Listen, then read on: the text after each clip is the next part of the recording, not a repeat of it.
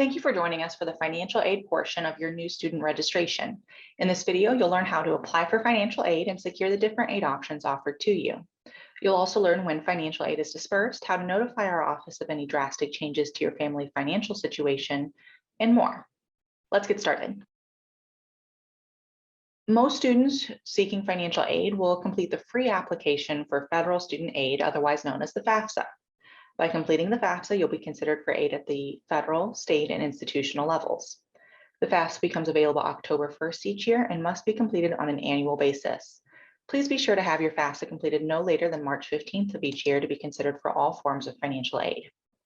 The FAFSA is available at studentaid.gov. Illinois residents who are undocumented or transgender and are unable to submit the FAFSA may be able to complete an alternative application instead. By completing the alternative application, you'll be considered for the Illinois MAP grant and institutional funding from our office. Please visit the website on your screen for more information. Prior to receiving a financial aid notification, some students may be required to submit additional documents to us. To access a list of your student requirements, log into self-service, click on Financial Aid, and then Student Requirements. Please keep in mind that your requirements may look different than this example.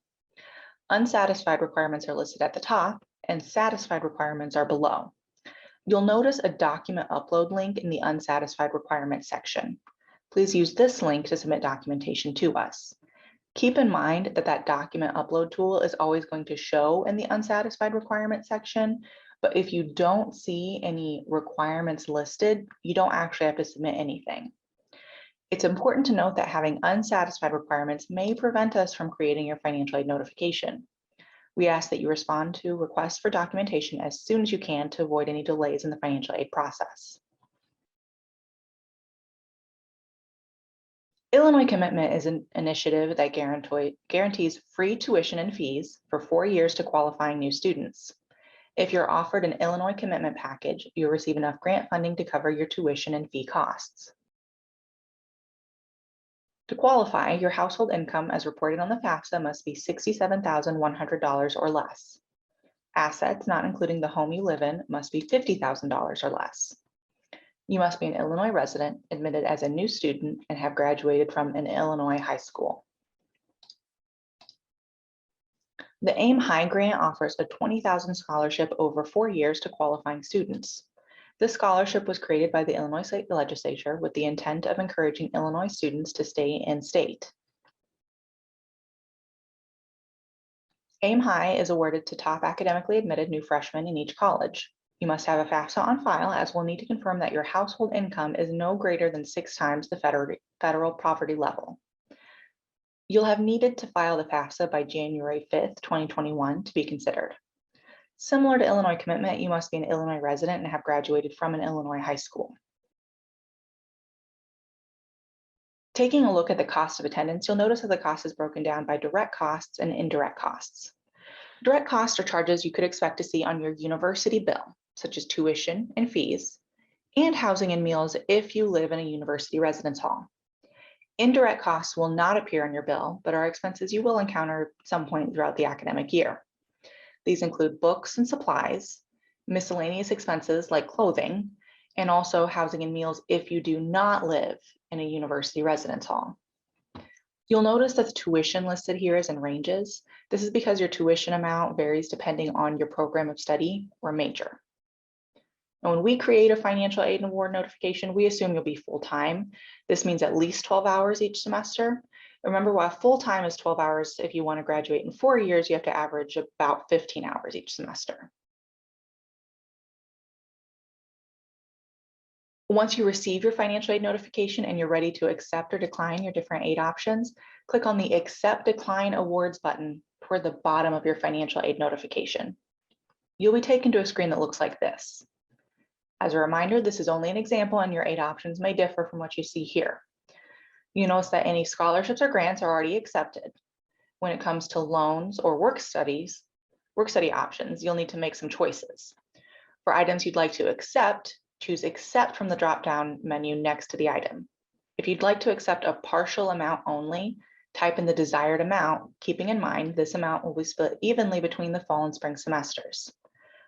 Once you've made a decision on each item, hit Submit at the bottom of this page to return to the financial aid notification. There are some additional requirements that you need to complete to actually receive the funding from certain forms of financial aid. To secure work study, the additional requirements are to head over to the virtual job board on our website and browse open positions in the work study section. With work study, you'll receive a paycheck on a biweekly basis and can use your earnings to pay any remaining balance on your bill, or you can put the funding toward other items in your cost of attendance like personal expenses. If you were not offered work study on your financial aid notification, you can still work on campus. You'll just want to browse the other university position section of the virtual job board instead. There are just over 10,000 student employment opportunities on campus with a variety of positions to meet your interests. Students who accept a university loan will complete entrance counseling and a promissory note. To access this requirement, you'll visit our website and scroll all the way to the bottom to find the link. The direct link is at the URL here. Students who plan to borrow a federal direct subsidized or unsubsidized loan must first complete entrance counseling. It's an online information session on what it means to borrow loans, the repayment process, budgeting, and more. You'll also sign a master promissory note. This is an agreement to repay the loan when the time comes. These two requirements can be completed at studentaid.gov. The Parent Plus loan may be borrowed by one of the student's biological or adoptive parents. Parents borrowing the Plus loan complete the credit-based application and master promissory note at studentaid.gov. If you're trying to do it now, it's not available until about mid-April. Financial aid award disbursements happen on a semester basis. Half of your aid is applied in the fall and the other half in the spring. As long as all of your requirements are met in a timely manner, you can expect your accepted financial aid to disperse. However, work study reported aid, such as scholarships you anticipate receiving and estimated awards, are not going to disperse. Approximately 1 week before the start of classes each semester, your financial aid will disperse or apply against the charges on your student account. If your financial aid exceeds the charges on your bill, you'll receive the leftover financial aid in the form of a refund. As long as you have direct deposit set up, you should receive your refund of your financial aid by about the first day of classes.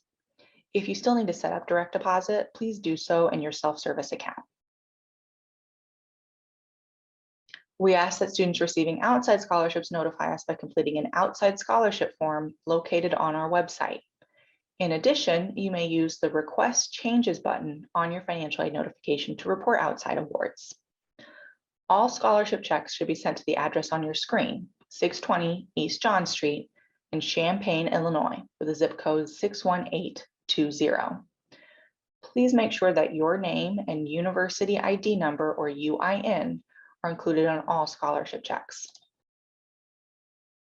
Now, as you may know, the FAFSA does require that we look at your 2019 income and tax information. However, we do understand that your family's financial situation may have drastically changed in the last year due to unforeseen circumstances such as loss of employment, a separation, divorce, or death of parents, out-of-pocket medical expenses, to name a few. If any of that applies, we encourage you to view the special circumstance form located on our website. If your household's 2021 income is projected to be significantly lower than it was in 2019, you may be considered for additional need-based aid. If you have any questions about the information presented today, we encourage you to contact us. We can be reached via email at finaid@illinois.edu or phone at 217-333-0100. We're open 10 a.m. to 5 p.m. Monday through Friday. Currently, we're offering assistance remotely. You can visit our website at osfa.illinois.edu for more information.